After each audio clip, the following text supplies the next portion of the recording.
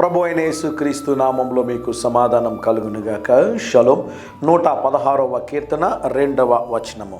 నా జీవిత కాలమంతయు నేను ఆయనకు మొరపెట్టుదును. దేవుని నామానికి స్తోత్రం కలుగునుగాక.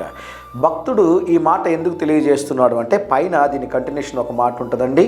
ఎప్పుడు 2 నిమిషాల సందేశం నేను మీకు అందిస్తున్న సమయంలో ముఖ్య ఉద్దేశము, అనేక మంది బిజీ లైఫ్లో దేవుని యొక్క మాటలు, దేవుని యొక్క వాక్యం వినడానికి ఆసక్తి చూపించడం లేదు. అటువంటి వారు సైతం ఉదయకాల సమయంలో 2 నిమిషాలైన యేసయ్య మాటలు వినాలనేదే నా యొక్క ఉద్దేశం. అందుకోసమే వేగంగా కొన్నిసార్లు వాక్యం చెప్తుంటాను, రెఫరెన్సులు తప్పిపోతూ ఉంటాయి, కొన్నిసార్లు ఆ యొక్క కంటిన్యూషన్ వర్డ్ అనేది తప్పిపోతూ ఉంటుంది. కారణం అంతా ఏంటో తెలుసా ప్రియులారా? మా ప్రయాస ఏంటి అంటే, మీరందరూ కూడా ఉదయకాల సమయంలో ఈ యొక్క సందేశం, దేవుని మాటలు ఒక్క మాట అయినా యేసయ్య అనే మాట మీరు వినాలనేది నా ఆశ.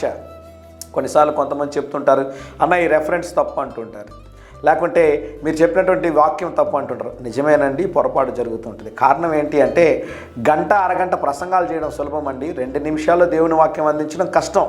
కొన్నిసార్లు 2-3 నిమిషాలు ఎక్కువ అయిపోతుంటుంది. దయచేసి మీరు క్షమించవలసిందిగా మనవి చేస్తున్నాను. ఇక్కడ భక్తుడు అంటున్నాడు, నా జీవిత కాలమంతయు నేను దేవునికి మొరపెట్టుదని అంటున్నాడు. కారణం ఏంటో తెలుసా? తన అనుభవంతో చెప్పిన పైన మాట జ్ఞాపకం చేస్తాను చూడండి. ఆయన నాకు చెవియొగ్గెను, కావున ఆయన నా ప్రార్థన ఆలకించాడు గనక, ఆయన అనేక సార్లు నా ప్రార్థనకి జవాబిచ్చాడు గనక, నేను చేసే ప్రతి ప్రార్థన ఆయన ఆలకించి ఊరుకొని ఉండలేదు. ఆయన ఊరుకొని ఉండక నాకు సహాయం చేశాడు కనుక, నా జీవిత కాలం అంతా నేను ఎవరి మీద ఆధారపడతానంటే, నేను ఎవరికి ప్రార్థన చేస్తాను అంటే, నేను ఎవరికి మొరపెడతాను అంటే, చదువుతాను చూడండి.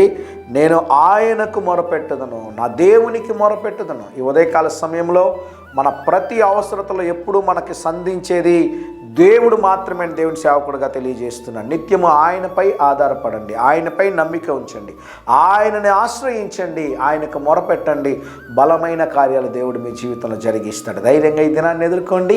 దేవుని సన్నిధి మీకు తోడుగా వచ్చునుగాక. ప్రియ పరలోకపు తండ్రి, మీ యందు నమ్మిక ఉంచున్నాం కనుక మీరు మమ్మల్ని సిగ్గుపరచు దేవుడు కాదు ప్రభా. మా ప్రియులు ఈరోజు తలపెట్టు కార్యములన్నిటిలో జయమును అనుగ్రహించమని యేసు నామములో ప్రార్థిస్తున్నాము తండ్రి. Amen, amen.